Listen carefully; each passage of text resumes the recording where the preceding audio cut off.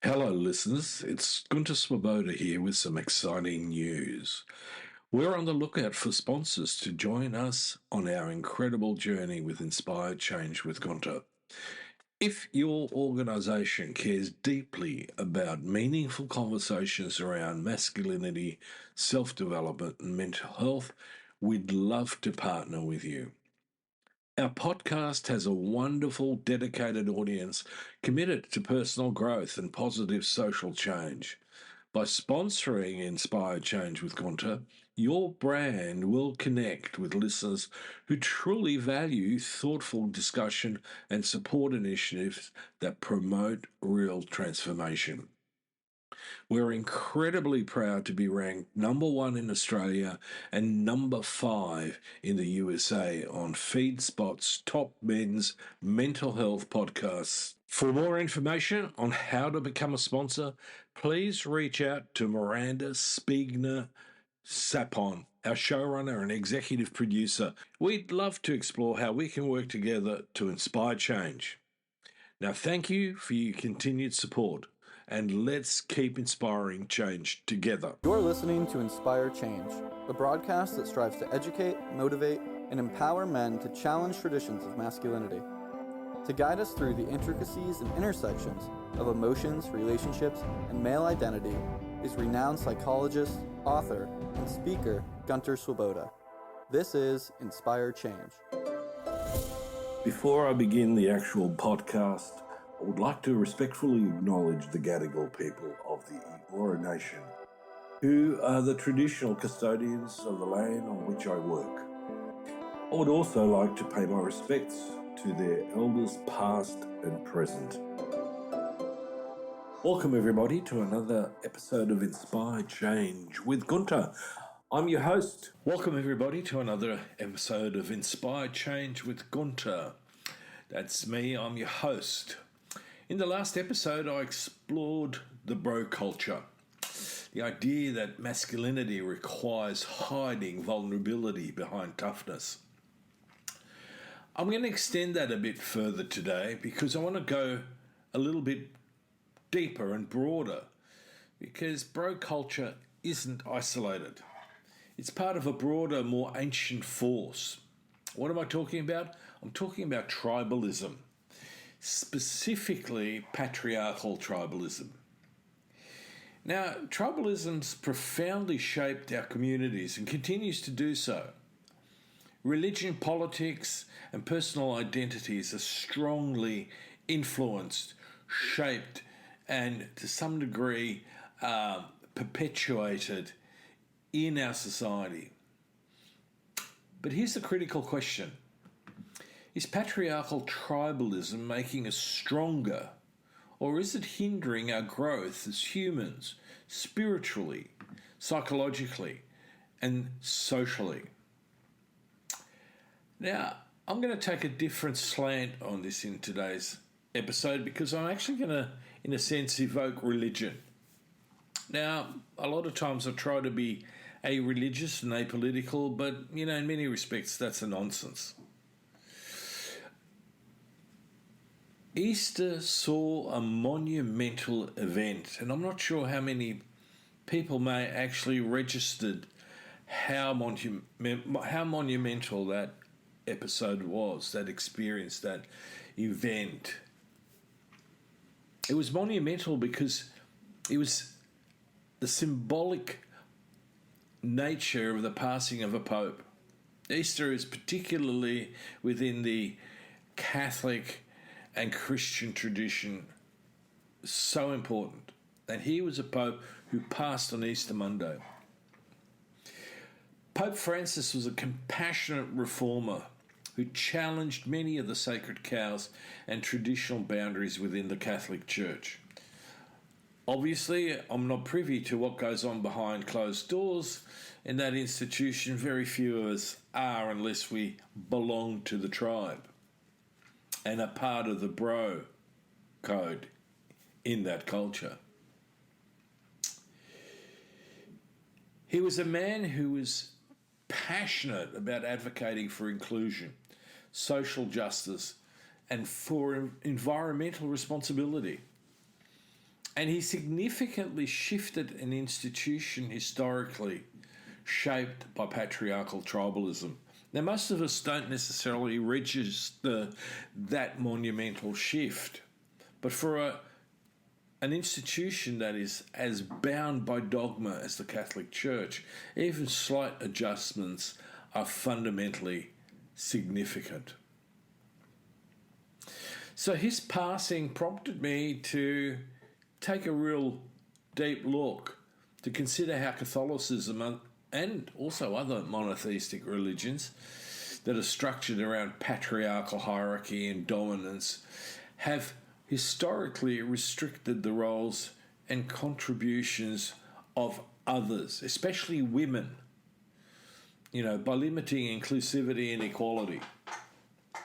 And in this episode, I'm going to take an example and delve into that complex relationship between patriarchy, tribalism, and ask some critical questions about our spiritual identities and communal structures. Now, the passing of Pope Francis brought to my mind the complex challenges he must have faced in confronting deeply entrenched patriarchal structures. But not just within the Catholic Church. This is Christianity at large. Now, his efforts to reform his institution must have required immense courage as he navigated seriously intense resistance from conservative factions that were determined to preserve traditional hierarchies and dogmas. Now, we know Pope Francis sought a more inclusive, compassionate expression of faith, advocating for openness and equality while addressing issues of social justice, including poverty. The entrenched power of patriarchal tribalism that Pope Francis so courageously confronted was rooted in the belief that any reform posed a fundamental threat to the very fabric of the institution. In this worldview, the role of the patriarch was so strong and so entrenched to safeguard the tribe that it was almost impossible to change.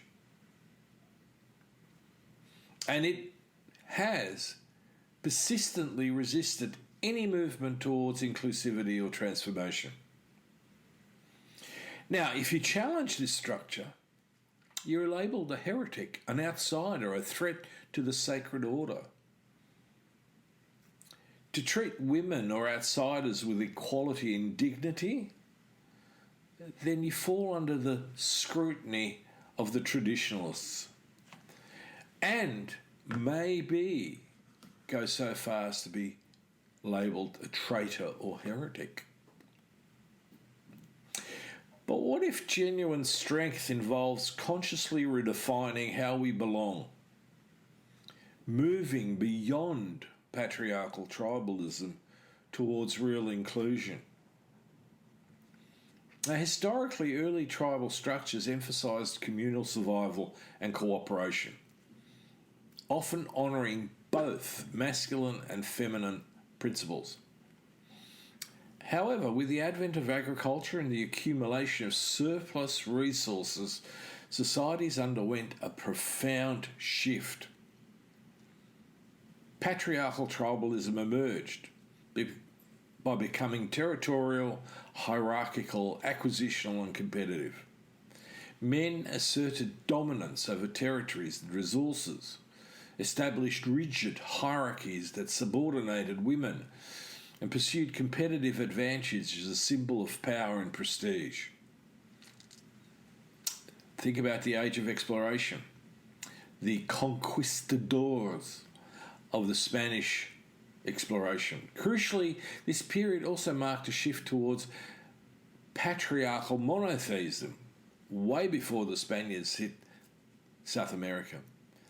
Now, this abandoned the sacred feminine traditions that once had flourished pre-monotheistic religions. in replacing the worship of multiple deities, including powerful female figures, with singular male-centric divinity, patriarchal societies systematically marginalised the feminine, both spiritually but also socially. This transformation entrenched gender inequalities and set the stage for centuries of institutionalised exclusion and imbalance.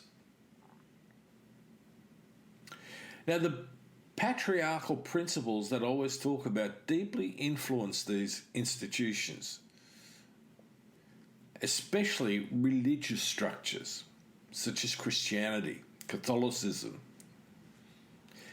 Church history illustrates patriarchal tribalism's territorial claim over religious authority. Rigid, hierarchical clergy structures, the acquisition of and accumulation of wealth and land, and the fierce competition in doctrinal supremacy. Dogma was more important than the experience of spirituality. Now, this is where it got really interesting, because as I was thinking about this podcast, lo and behold, I found a documentary made in 2018 called Jesus's Female Disciples. And this documentary really highlights the issue. It was written and presented by Professors Helen Bond and Joan E. Taylor. Both are esteemed scholars in biblical studies.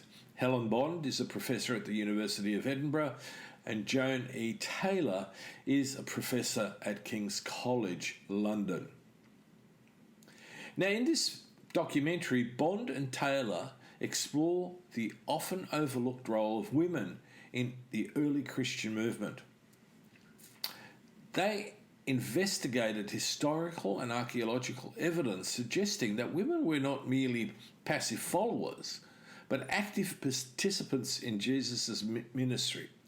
They preached, they healed, they baptized, and financially supported the movement. Their research challenges traditional narratives that have marginalised these women's contributions. And I suspect many more women have just gone, and disappeared into the vortex of patriarchy. The documentary reveals that early Christian communities included influential women leaders, women like Mary Magdalene, Joanna, and Susanna. Now, Mary Magdalene, the one that most people sort of tend to think of, has often been mischaracterised historically, but she was in fact a key confidant and supporter of Jesus' ministry, described in some early texts as the apostle to the apostles. Joanna was a woman of wealth and influence, part of the, on my understanding, Herod family, and she provided essential material support to the Jesus movement, while Susanna also played a vital role in sustaining the early movement. In fact, there is evidence in the documentary that she would have been a bishop. The documentary shows how, over time, these significant contributions were systematically erased and marginalised by the patriarchal authorities who sought to consolidate ecclesiastical power, exclusive within male hierarchies. Now, one of the forces in that was Constantine, the Emperor of Rome. This deliberate patriarchal editing fundamentally altered the trajectory of Christianity, obscuring the legacy of female spiritual leadership and entrenching exclusion within the faith tradition. By removing these women from prominence, the church reinforced a narrative where leadership, sanctity, and the authority became almost exclusively male, a pattern that continues to influence religious structures today. Now, here's the point. If we are going to truly adapt and evolve to become more inclusive, more compassionate, stronger in our connections, then patriarchal tribalism doesn't strengthen us, it restricts us. It creates cycles of marginalisation, inequality, and lost potential. Now, as I've said, I think before in other podcasts, I'm not a religious person. I have a strong sense of spirituality. But I deeply respect each person to choose their own path in the spiritual and religious context. To me, there's a distinct difference between religion and spirituality. And one of them is that religion has a tendency to be deeply steeped in exclusivity, where spirituality is inclusive. All right. So what are we going to do about this? Because we cannot stay stuck in dogma, in the status quo, in traditions that no longer and will no longer serve us as a society, as a community. And this is where my view is that Making Good Men Great offers a very different vision in this. Now, I acknowledge our fundamental need to belong. That's not essentially in question. But I firmly believe that we need to consciously choose inclusive belonging over patriarchal loyalty. Look at politics. It's a good example. The tragedy of the fall of the US empire, as it were. It could have been so much more, but it got stuck in the patriarchal tribalism that sees itself as above all else, above everybody else. Now, an involved masculinity isn't simply inherited. It's intentionally shaped. So in that context, we need to support spiritual communities honouring equal leadership and equal voices for women, building workplaces and social groups rooted in collaboration, not hierarchy. And we need to embrace relationships and families grounded in mutual respect and shared empowerment. True strength for us as human beings to survive and continue to evolve, because right now many of us are devolving, lies in a conscious commitment with integrity and equality, not to blind adherence to patriarchal structures. This evolved masculinity allows us to build authentic, inclusive communities and deeper connection. And it's in this context that I regard Pope Francis as a great man. He is a leader in the human community. And hopefully his message will continue the work that he started and courageously took upon himself is going to manifest more change. Now, here's a little challenge. I always like to give little challenges at the end of my podcast. So this week, try these conscious actions. Notice where patriarchal tribalism appears in your daily interactions, in conversations, communities, or the media. Pause, reflect, breathe, stay calm. Then ask yourself, am I reinforcing exclusion or supporting equality and inclusion? And at this point in time, there's lots of examples where we can apply this to. Then choose actions that dismantle patriarchal barriers and foster inclusive belonging. Now, some of you are going to ask, how do I do that? I'm not going to tell you how to do that. That is for you to work out. Now, this might involve advocating for women's voices, challenging gender norms, or supporting inclusive spiritual practices.